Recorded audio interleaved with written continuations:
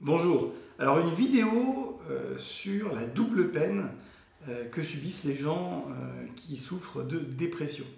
Alors, la double peine, pourquoi? Parce que bon, la première peine, c'est déjà de souffrir de dépression, c'est évident, on en parlera dans une autre vidéo sur les symptômes, enfin c'est quand même extrêmement désagréable, et c'est un euphémisme de dire ça.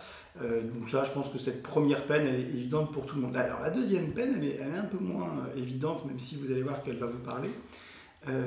C'est celle de l'environnement. Alors l'environnement, par exemple, la famille qui, dans l'incompréhension, va parfois être maladroite, voire franchement désagréable. Type, mais Gérard, je ne comprends pas ton attitude, que fais-tu? Tu ne fais rien, tu nous épuises, tu es toujours négatif, tu mets une sale ambiance dans la famille, fais quelque chose, bouge-toi le cul.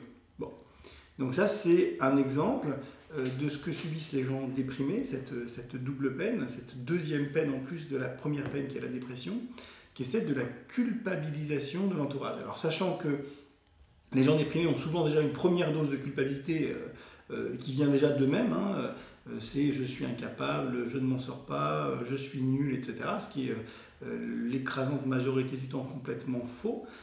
Ils subissent cette deuxième peine, qui est souvent une peine culpabilisante aussi, qui est celle de l'entourage. Alors, c'est extrêmement compliqué pour l'entourage de comprendre ce que c'est une dépression quand on ne l'a pas vécu soi-même, quand on n'y a pas été confronté très directement par quelqu'un de proche qui ensuite s'en est sorti. Parce qu'une fois que l'entourage se rend compte de l'amélioration de la symptomatologie, ensuite de la disparition de la dépression chez les gens qui étaient déprimés, eh bien là forcément le regard change et ils se rendent compte que les gens qui étaient déprimés n'y étaient pour rien, et effectivement ça sera une leçon de vie pour ceux qui ont côtoyé les gens déprimés, alors pour les déprimés aussi bien sûr, mais pour ceux qui ont côtoyé les gens déprimés, ce sera une leçon de vie que de comprendre que les gens déprimés n'y sont pour strictement rien.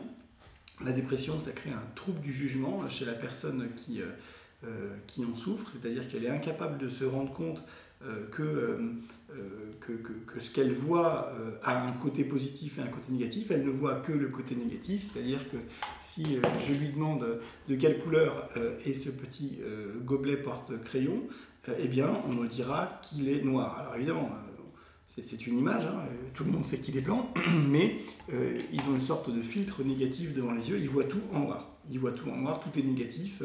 La France gagne la Coupe du Monde, eh bien c'est une catastrophe parce que les gens je sais pas, vont prendre un jour de congé et donc ils vont pas aller au travail. Et ça va ruiner le pays. Voilà. C'est une catastrophe parce que les voisins vont faire beaucoup de bruit et que du coup, je sais pas quoi, ils vont pas dormir de la nuit, ils vont être fatigués, ensuite ils vont s'engueuler et c'est les enfants qui vont trinquer. Voilà. Ça peut aller loin, enfin, tout est négatif. Tout est négatif.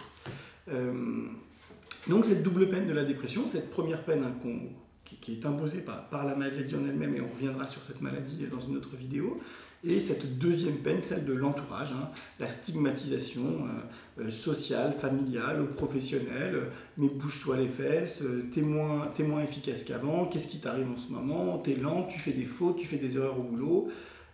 Chez les enfants, donc c'est pareil évidemment. Alors il y a d'autres spécificités qui arrivent chez l'enfant, mais globalement c'est la même idée, c'est le même processus. Une exclusion sociale de plus en plus, hein, les gens commencent à se détourner des gens déprimés, commencent à avoir des propos extrêmement négatifs. Alors pour plusieurs raisons, parce qu'ils ne comprennent pas. La première raison c'est souvent celle-là, il n'y a pas forcément cherché à mal, mais parfois aussi ils sont extrêmement agacés, ils ont peur de ce qui se passe, on a souvent peur de ce qu'on ne comprend pas, et ils ont peur que ça leur arrive, voilà, il y a plein de raisons qui font que les gens sont ensuite désagréables. Il y a aussi une raison toute simple qu'il faut aussi dire, c'est que dans la dépression on est souvent irritable, et quand on est irritable on est irrité, et quand on est irrité on envoie les gens balader aussi. Donc il est normal aussi que l'entourage se sente parfois aussi rejeté par la personne déprimée, parce que cette personne est irritable, négative, elle voit tout mal, et donc la famille s'en prend aussi plein la tête. C'est aussi une épreuve pour les proches, pour les amis intimes, éventuellement au travail si on a des gens vraiment proches. C'est une épreuve pour tout le monde, cette foutue dépression. Et on en parlera dans une autre vidéo, mais cette foutue dépression se soigne dans l'écrasante majorité des cas extrêmement bien, et si on prend des critères habituels de ce qu'on peut appeler une guérison, eh bien, dans la plupart des cas, la dépression, ça se guérit. C'est-à-dire qu'on peut s'en sortir très bien, aller extrêmement bien ensuite, peut-être même parfois mieux que jamais, parce que souvent, il y a un trouble anxieux qui préexiste à la dépression. C'est-à-dire qu'avant d'être déprimé, on était anxieux et souvent anxieux depuis très longtemps. Or, le traitement de la dépression, on y reviendra, traite souvent aussi le trouble anxieux. Donc souvent, on va même mieux qu'avant sa dépression, c'est assez original. Donc ça se soigne très bien dans un premier temps et ensuite on peut arrêter les traitements au bout d'un certain temps, au bout de plusieurs années en général, et ne pas rechuter, ce qu'on peut considérer être un bon critère pour parler de guérison. La guérison, c'est je retrouve mon état antérieur, voire mieux en l'occurrence, souvent mieux même, et après un certain nombre d'années, je peux arrêter le traitement et ne pas rechuter pendant très longtemps, voire ne jamais rechuter.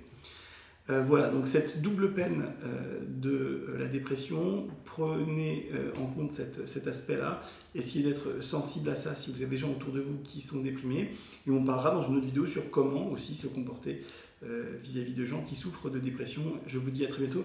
Mettez des commentaires dans la vidéo si vous avez des questions, des remarques ou des expériences personnelles.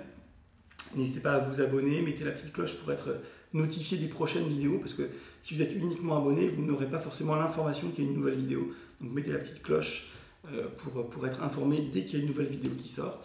Et puis likez la vidéo si elle vous a plu, et je vous dis à très bientôt. Bye.